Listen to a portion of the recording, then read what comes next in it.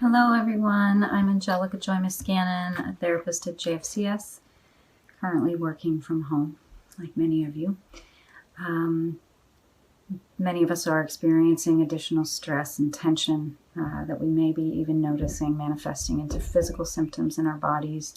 And so today I'm going to bring you a brief video about the benefits of diaphragmatic breathing. The diaphragm is an area in the body, a muscle in the body that's below the rib cage and just above the belly button. So to practice today, for those of you who may not be familiar with what this means, we're going to do a little practice session today and hope that helps. So you can do this either by sitting in a chair upright or by lying down. Either's fine, but I'm going to ask you to place your left hand on your chest and right hand on your stomach. If you mix those up like I almost just did, that's okay. But just spend a moment here with your hands on your chest and right above the belly button, just noticing where you're pulling the breath in.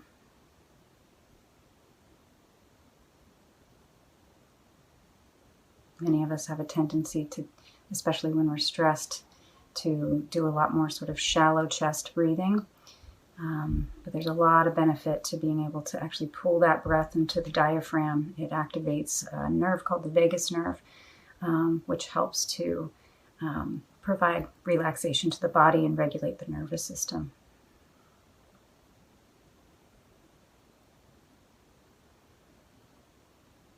So I don't want you to force anything, but I do want you to first, as I said, just start to notice. Notice where that breath is going.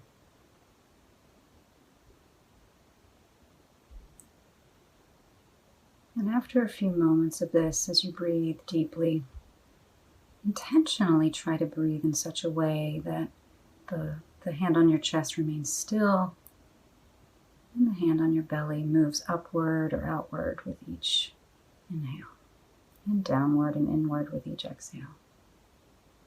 With children, we call this sometimes balloon breathing, where you're meant to fill up the belly like a balloon. And if you notice that the hand on your belly is starting to move more than the other, it's a good indication that you're starting to breathe from the diaphragm.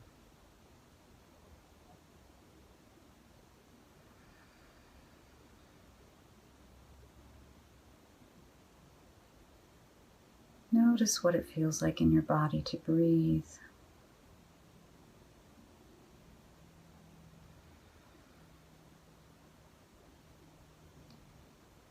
I'd encourage you to try this for, a few minutes every day if you can, and particularly in times where you're noticing those physical sensations or noticing that perhaps, reading an article has,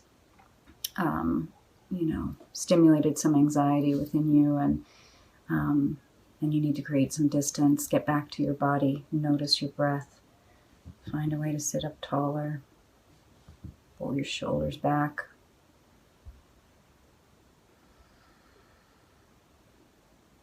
You can do this for several minutes at a time.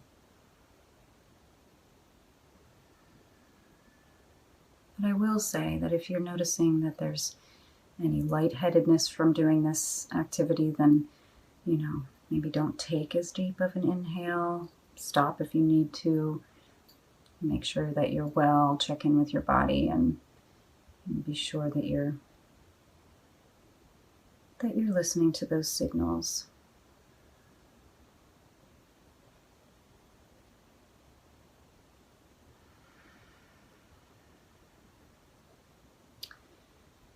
And lastly, one of the things that I'll share is that for me, and this is different for everyone, but for me to help maintain that connection with my breath, it's often helpful for me to do a counting technique where I inhale to the count of 5, and I just do this inside my head, and then I hold the breath for a count of 5.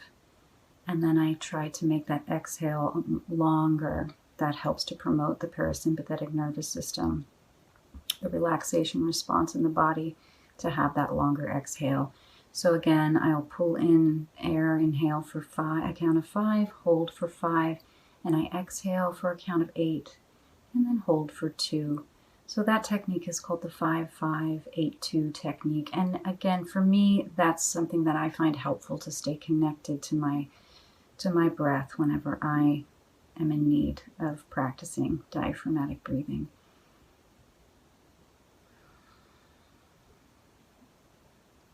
The techniques that I've shared today are resources that you can find really in many, many places.